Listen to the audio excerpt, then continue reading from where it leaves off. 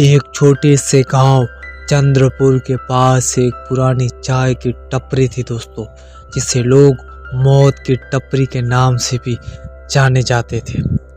लोग कहते थे कि ये मौत की एक भयानक टपरी है।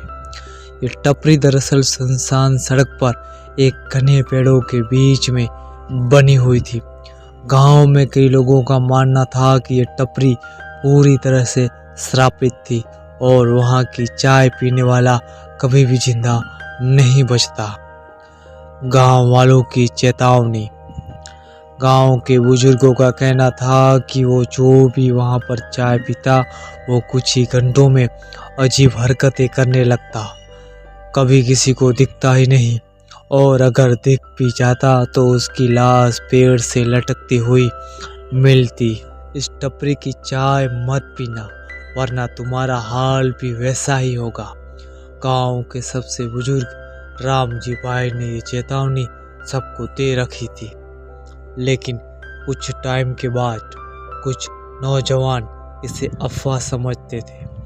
गांव के लड़के अक्सर हिम्मत दिखाने के लिए उस टपरी तक जाते, लेकिन वहाँ की चाय पीने की हिम्मत तो बिल्कुल भी नहीं करते थे। तभी कुछ दिनों के बाद रवि और रोहन नाम के दो लड़के, और इन दोनों की एक जिद थी। रवि और रोहन दो दोस्त जो कि शहर से गांव घूमने आए थे। इन कहानियों पर इनको रत्ती पर भी यकीन नहीं करते थे।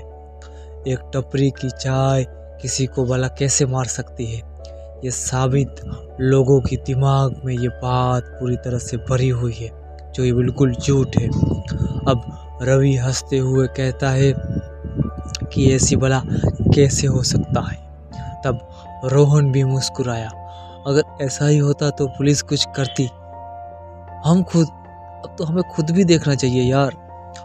आखिरकार दोनों ने तय किया कि वो आधी रात को उस मौत की टपरी पर जाकर वहाँ की चाय पीकर इस रहस्य से पर्दा उठाएंगे। टपरी पर आधी रात का खौफ। करीब रात के 12:30 हो चुके थे। दोनों दोस्त अपनी बाइक लेकर मौत की टपरी पर पहुंच जाते हैं।